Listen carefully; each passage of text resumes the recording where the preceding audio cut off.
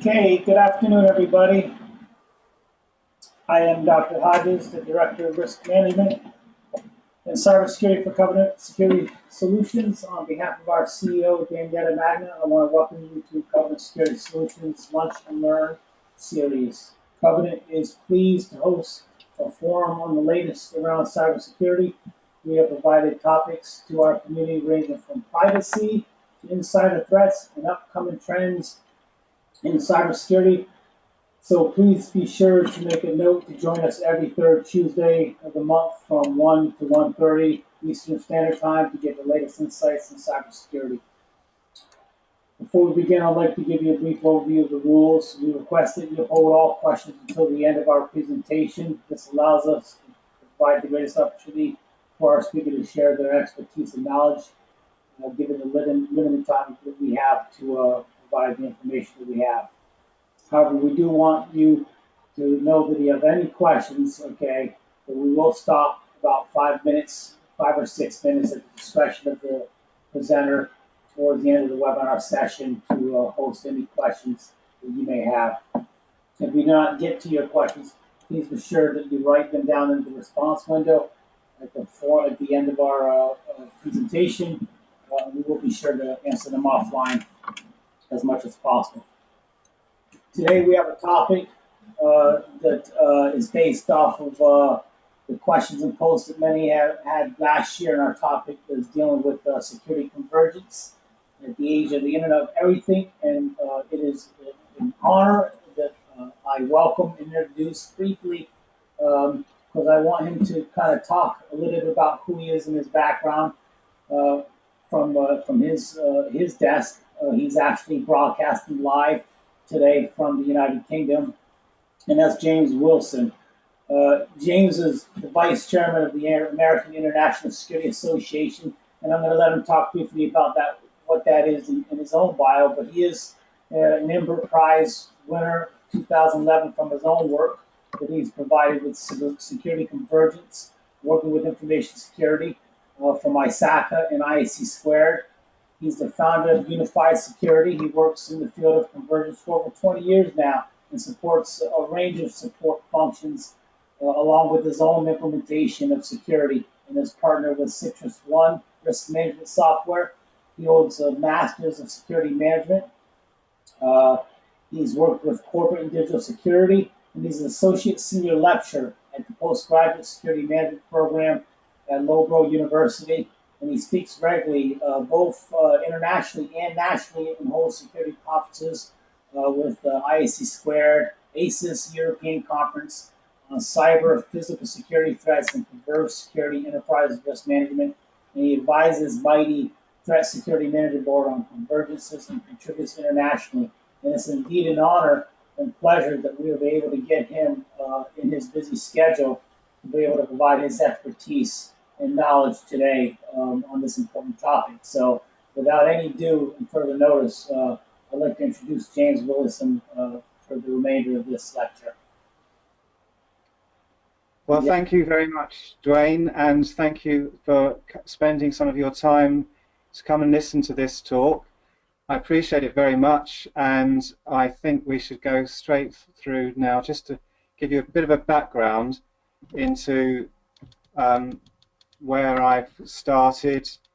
And if you look at this slide here, basically I've got about 20 years experience in cyber-physical security management, and over the years I've been seeing various changes in the way that the security function is managed. This is what we're really looking at with security convergence. It's more a question of how are we unified, and are we really looking at the threats in a single and integrated way, because often we find that we're not aligned, we're not collaborating, we're not aware of the threats because they're falling through into other areas. And this is what's inspired me to carry on and do this kind of work. So I've been looking at it, as I say, for about 20 years now, and you do see different things coming in and out of favour. And the latest thing, as we see, is the Internet of Things. The Internet, of course, and computers have been influencing security for a long time now, And more, though, they're driving us to realize that we've got to work together to try and understand the risks, because other people can help us better with these than we might be able to assess some areas of computer security, but not all of them. And then physical security with the human factor increasingly impacting computer security. So there's a driving nature of convergence being a necessity rather than just a sort of option. Oh, I'll do that if I think it's a good idea. Actually, you haven't got much choice now, and that's what we'll see a bit more towards the end of this presentation. Back in 2008, I was invited to be Convergence lead for the Information Security Awareness Forum. Now, this is a group which had all the major players in the UK on security associations, from the Jericho Forum and the Information Security Forum, and others represented there, ISSA, ISC Squared, mainly cybersecurity associations, but there were a few, which was ASIS, for those who know about ASIS. They are a physical security information association in the main, but there are quite a few leaders who are either CISO or certainly very knowledgeable about cybersecurity and can offer good advice in this area. So I've worked with the Information Security Awareness Forum until 2012, and at that time we were privileged to contribute to the ANSI ASIS Physical Asset Protection Standard. And what made that special was the fact that it was the first time that security convergence was actually defined and explained in a standard. Up until then, there was very good work with the information security standards with ISO 27001, for example, but they never really defined what convergence meant. They specialized really in looking at the areas that are covered by security convergence, but didn't discuss what was needed. And this is where this standard sort of draws that out more and explains what security convergence is. And so I got together with about 15 people in that forum, and we each contributed a specific valuable section, I would say, which made its way into that standard. So I would recommend, if you ever get a chance, to read the Physical Asset Protection Standard.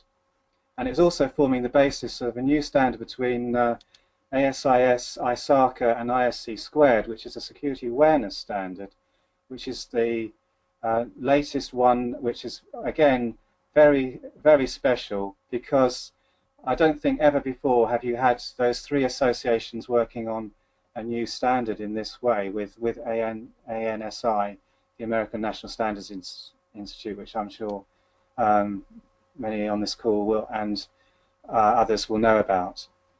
And finally, in the last 5 years or so, I've been privileged to work across Europe with about 10 to 15 senior security professionals, and trying to promote the importance of convergence and what that means to other people who don't understand it or don't want to do it or don't think it's relevant to them, when actually it necessitates a single view of risk, which we'll look at later. And without having a single integrated view of risk, you're not going to be very efficient, and that's one of the main points we try and promote. And some of the people call it enterprise security risk management, and if we've got time we might discuss the difference between the two. But whatever the case is, I'm going on to the next slide now, is there are, as we say, three different ways to look at convergence. Level one is the strategic top management view, which is essentially bringing together of different security functions and other departments, such as HR, legal, and finance, to identify and respond to security risks across the business. Now, we need to do this if we are to have any chance of countering cyber-physical threats.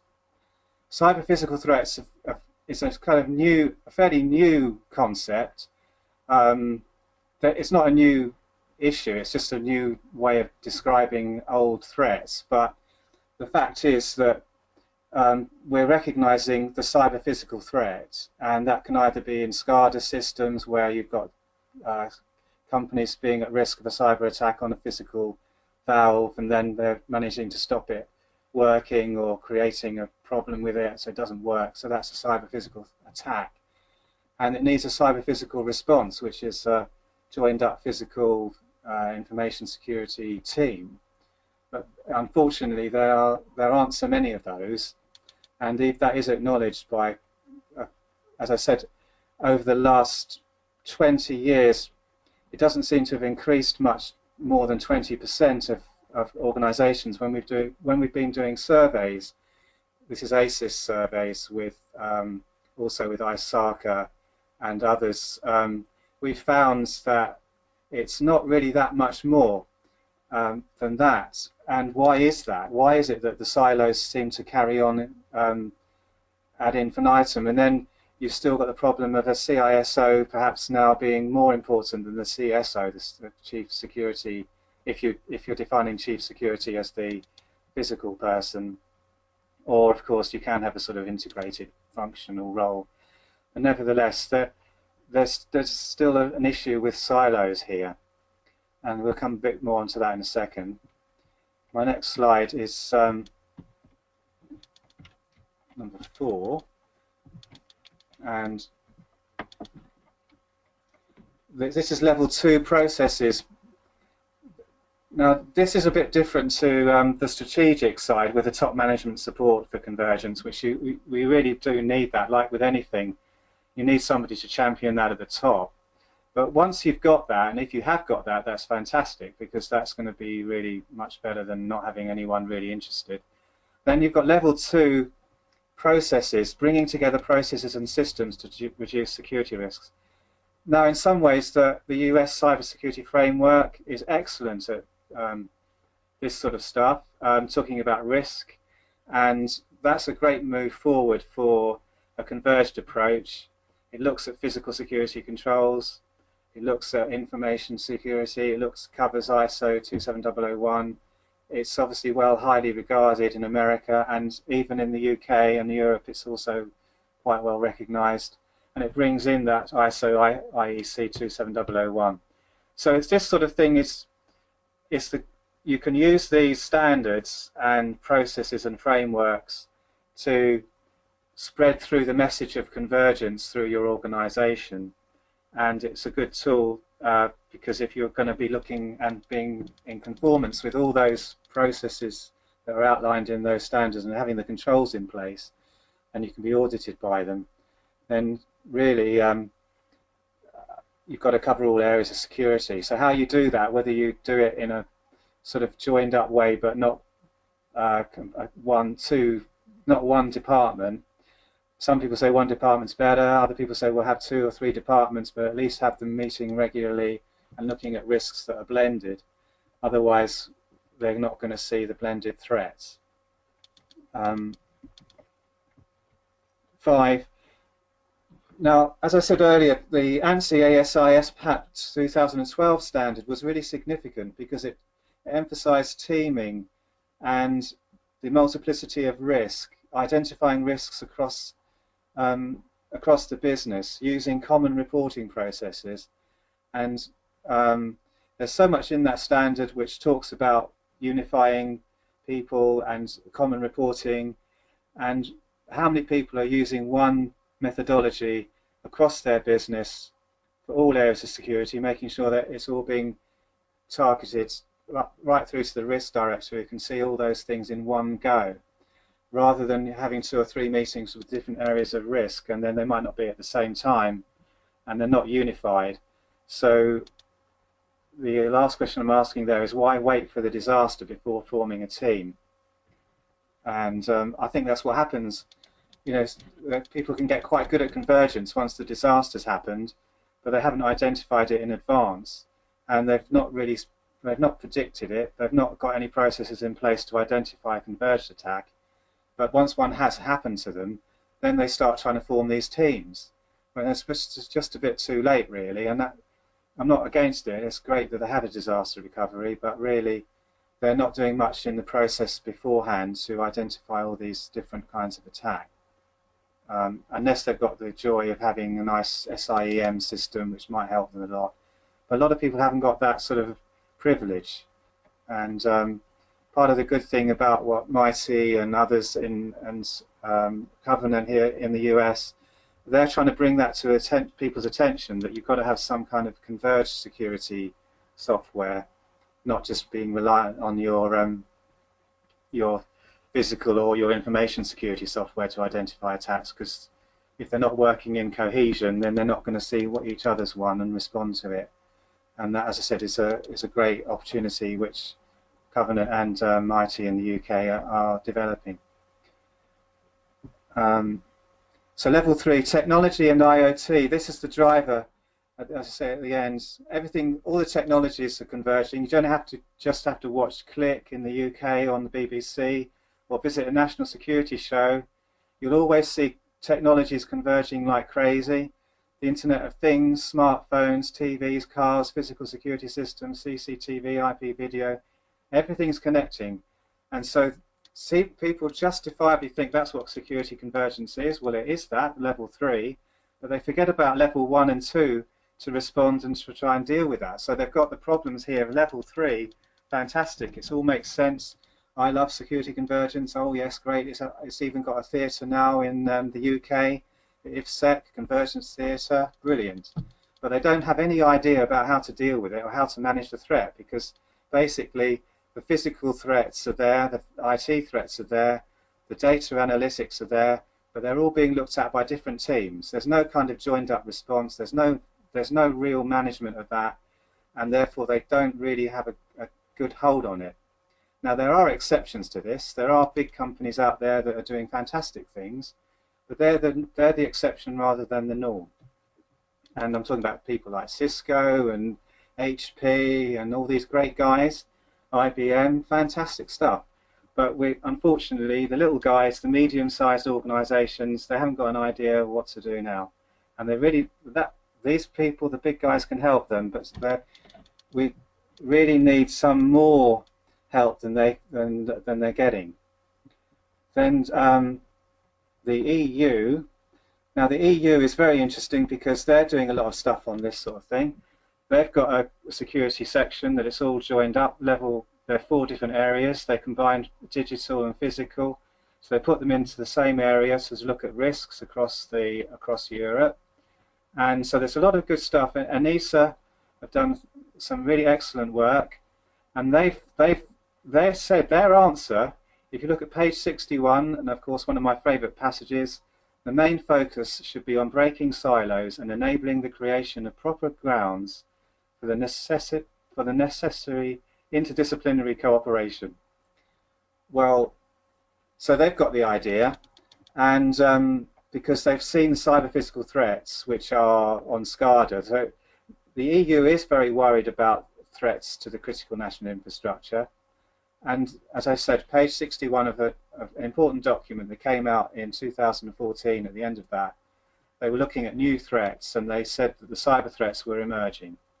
And well, they've been around some time, as most of you will know, but at least they're identifying them in the last couple of years or so and giving them a name. Then common security risk reporting, that's important because that means the risk manager can see all areas of security from cyber to fencing, lighting, and establish which is a priority to them, what they've got to deal with immediately. I know they're all important, but sometimes you've got to act quickly.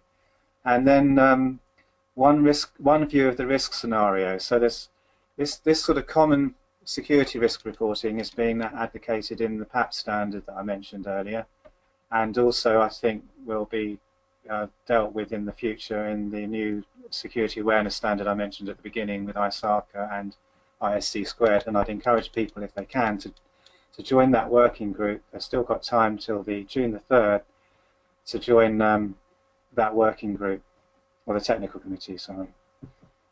Now I'm on slide 9, which is halfway through. So physical security systems hacked. Now most people know about all these cars and other things being hacked these days. And then back in 2006, ISACA, ASIS, they produced an excellent document which you can download here. It's a helpful document because it started looking at the fact that security managers may not be able to answer detailed questions about systems they have deployed or plan on implementing, since they tend to purchase the system as a whole and do not look at or have easy access to detailed system information such as the encryption algorithms being used. The vendor or integrator may not have this information either.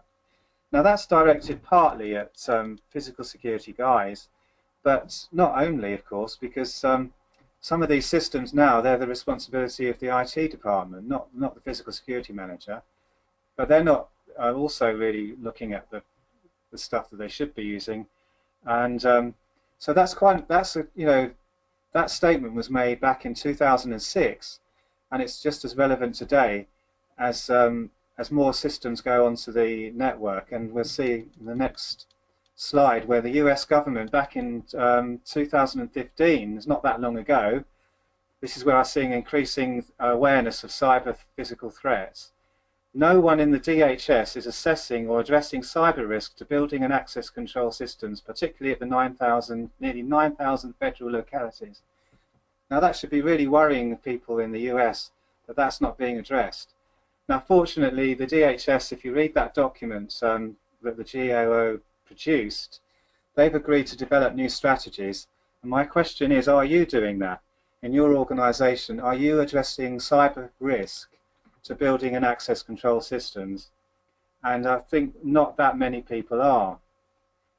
Unfortunately, a lot of the systems are still managed by physical security managers, and they don't really understand cyber threats, particularly, well, not a really advanced level. They might have a good idea about it, but they're not sure how to deal with a threat. And there's some good talks now coming out this year, which is great, about cybersecurity of physical systems and how you can deal with those. And that's what we need. We need more of those sort of talks to come through, and to be addressing where those vulnerabilities are, and then to at least teach the physical security managers. I was attending ASIS European Conference back in April, and there it was clear that the ASIS and other leading providers of security systems, and they do physical access control as well now, they're recognizing the need to have a good cybersecurity strategy for their systems.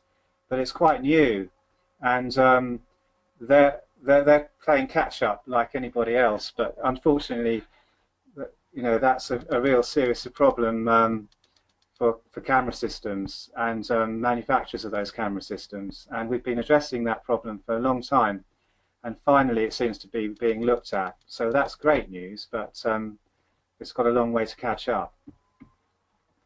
Examples of convergent work: NIST recommends a cross-property risk management approach, recognizes evolving multidisciplinary approaches.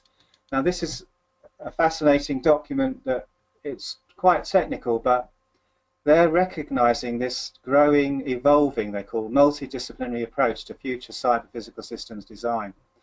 Now what was great about that was it's recommending a cross-property risk management approach, which is saying up till now, they're saying that a lot of it's being done in silos, and that all these systems, the different systems across the building, whether they be physical or IT, privacy, health and safety, they've all got their own different systems and processes, but they don't usually work together and work out where they might complement one another.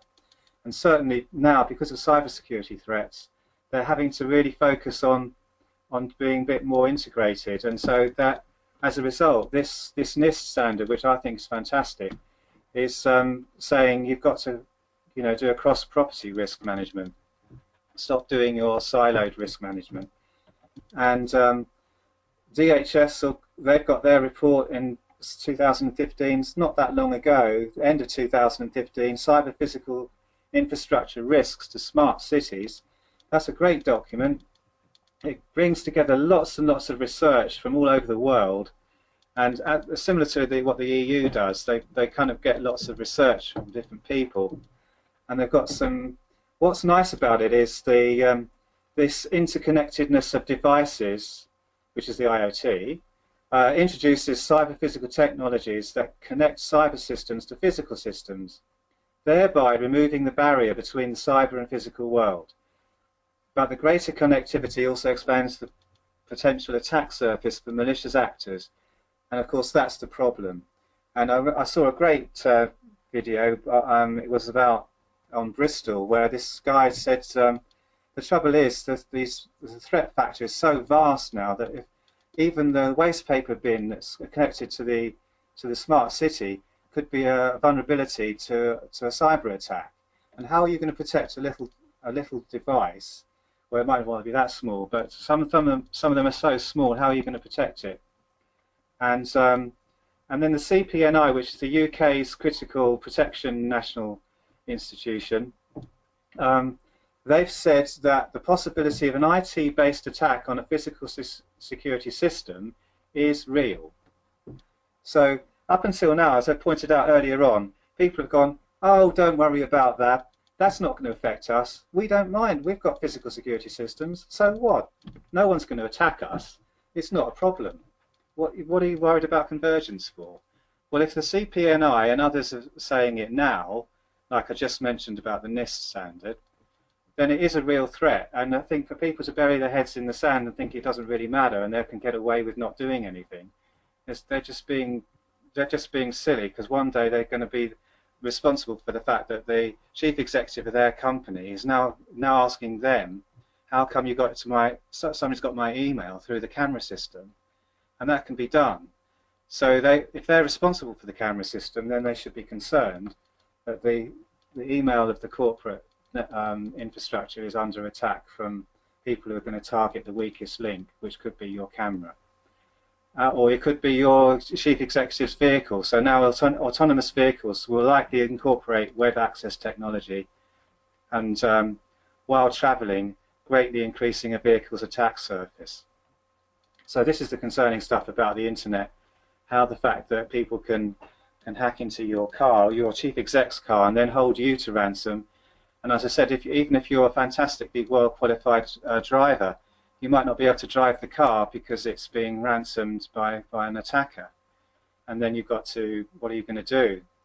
What are the corporate security team going to do about that? Are they going to train their drivers to understand cyber attacks, or are they going to wait till the chief exec is being held to ransom by a hacker? And unfortunately, this is probably going to happen soon. So are you, then I ask a question, are you using cyber capabilities to identify cyber physical attacks? Now we are running out of time, Dwayne, so where do you want to go with this? Hello,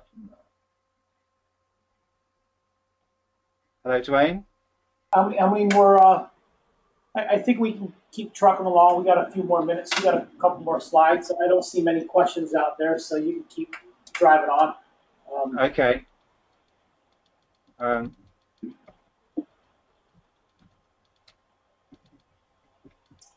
we've got a few minutes. If people have to close out, you can. Yeah, I said, there's evidence out there now. The World Economic Forum, it's vital to integrate physical and cyber management to strengthen resilience, leadership, and organizational processes. This is my favorite quote of the year, or one of them. Cyber is physical. Eugene Kaspersky, who many of you will know, he was confronting. Well, he was on this session in the World Economic Forum in Davos in Switzerland, and everyone was having a few words about Internet of Things, and it's all really interesting. And then he just stopped everyone and said, "Hey, you know what? Cyber is physical. It's everywhere around us. Even the cameras which are recording us, they are cyber." And I thought, that is inspirational, because this is what we need. We need people like Eugene to say stuff like this, because people stand up and listen. You know, they go, oh, what does that mean? The cameras, okay, oh yeah, right. But they hadn't really thought about it. But it's, because he's quite a well-known guy, it helps. And then the other chap who's also well known as Bruce Schneier, he said that the reason why Sony was attacked last year successfully, or the end of 2014, was mainly because they didn't have a teaming process in place. Either before the attack happened, when they responded to it, they all got into individualistic response mechanisms, and worried about their own jobs and careers, and they forgot about the fact that they were trying to protect the company, and they didn't do it. So they didn't have a teaming approach. And so my last quote was from Cisco, who basically say, the chairman, John Chambers, says, unless you're becoming a digital company, you are not going to survive. And what the main thing is to do, for you to survive in the digital world, you've got to break the silos, which we saw earlier, and the competing groups. Because if you do not do this, if you carry on with your siloed approach to security and don't have a single ecosystem, which is what he is advocating in Dubai on the Internet of Things Forum, if you don't have that, you will become extinct and irrelevant in the next couple of years. And so that's what we're left with, and that's why I think security convergence makes sense, because people like him are saying you've got to have a single ecosystem. So I think we'll end it with that. James, I think that a lot of people have the question that, when we talk about the convergence of cyber and physical security, we talk about the Internet of Things, the Internet of Everything, the Internet of Anything. What we're talking about is physical objects with sensors attached and sending data and receiving data from systems. So I guess my question for you, for the majority of the audience, would be, is there a process in place? Are we working towards an effort that says that these physical objects, these cameras, these physical security guards, these physical objects that have been around for hundreds of years? I mean, at the end of the day, the universe has really been surrounded with physical objects. And now we're taking sensors, putting it on those physical objects, and they're sending data back and forth to systems. And this is what the Internet of Things is. So is there a way now for the chief security officer to now share the enormous amount of information sharing with the chief information security officer? Because I think, is that what we're talking about now, for the chief information security officer to now talk and be on the same sheet of music with the chief security officer? Is that what this is about? That's partly what it's about. It's the management of the fact is we're becoming a digital world, if you believe Cisco. If you think that if we are all connected to the internet, so one day we'll all be in a smart city, all become digital people in some form or another. So we'll all be living in a smart city or a smart building, but therefore the management of that is what we're talking about. It's the CSO and the CISO, whoever leads that, has to be working together and talking to each other more than they are at the moment, or at least respecting each other a bit more and overcoming those barriers. That, as some companies are very good at this, but a lot of them are not. They're not managing it, and they're not. If they are, they're not making use of solutions such as Sophia and Smart and all these other different ones. They just want to use either IT risk systems or physical ones. They don't want to share them, it seems to me. They don't want to make the most of. I asked that question. What are you using if you're a physical person, are you using the information security system to help you out with your cyber attack on your system? Or if you're the other way around, if you're an IT leader, are you using the physical security systems, the access control systems, to identify the attacks on your, the physical access into your network? Are you really joining them up? And some of them, and they're not. They're just letting them be managed by the other guy. Yeah. Girl. And for the benefit of this is just an important topic, and I'm going to steal a few more minutes because this is really being broadcasted for the masses, so we can record this and share this with the world. So it's really important that we talk about this for a few more minutes because this is being recorded, James, so we can get this out. I got to ask this question for you so you can answer, because you mentioned earlier about a process in place. Again, the physical objects in the physical world that have been around for hundreds of years.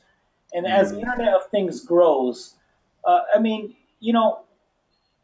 read a dozen reports about 2015 of the computer systems that were attacked.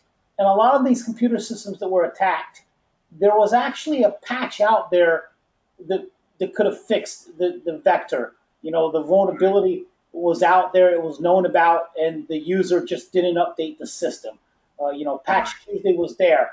So, you know, so my question is, you know, as we take a thermostat, as we take a toaster, as we take a refrigerator, as we take a smart device and we put an IP address to it, how often does a user actually update a computer? We understand that that's actually not taking place for smart users. They're not updating computer systems. So does a user even replace a thermostat in their home? Does a user actually replace a light bulb in their home? And now we're actually saying you actually have to update this light bulb, update this refrigerator, update this thermostat to make it secure. Is this realistic, James?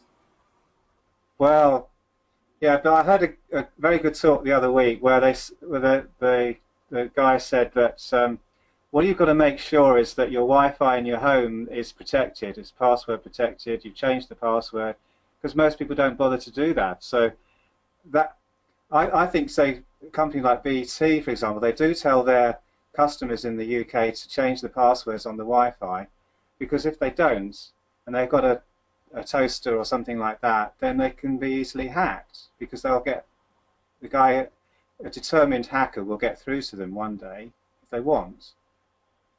But there's a simple solution, is to be a bit more security aware.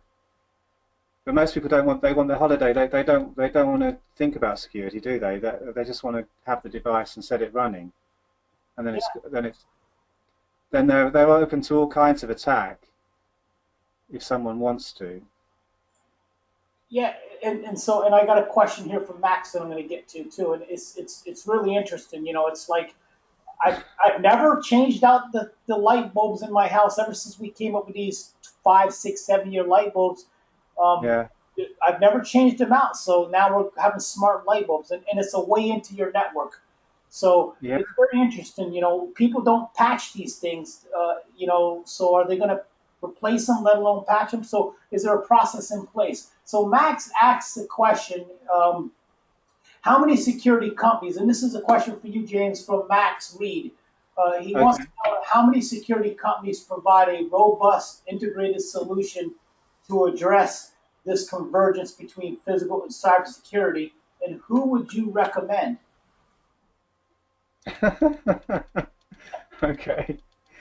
Well, of course you've got people like yourselves, Dwayne, and offering converged solutions, and you've got people in the UK like Mighty doing that.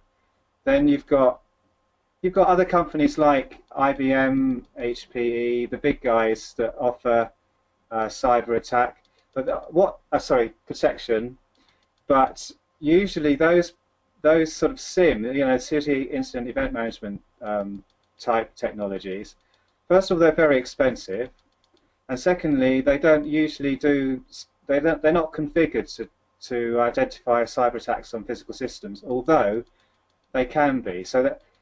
And if you talk to them, they'll probably do it for you. But so that's I can recommend those big companies, or I can recommend Sophia or whatever, but this is quite new stuff, isn't it? Really, Yeah. This kind of approach to a converged solution, and also you've got, I work with another software which is just risk management software, and that's called Cyticus, and that's another one which you can actually manage your risks, but that's not real time. Whereas Sophia and Smart in the UK, they're real time solutions, and it's depending what your risk is, or how you're managing it. So you need both, really. I'd say that you'd have to have a real time solution that's looking at bringing in all the different feeds from physical and logical systems to identify those that are attacking you, and then having a real-time response.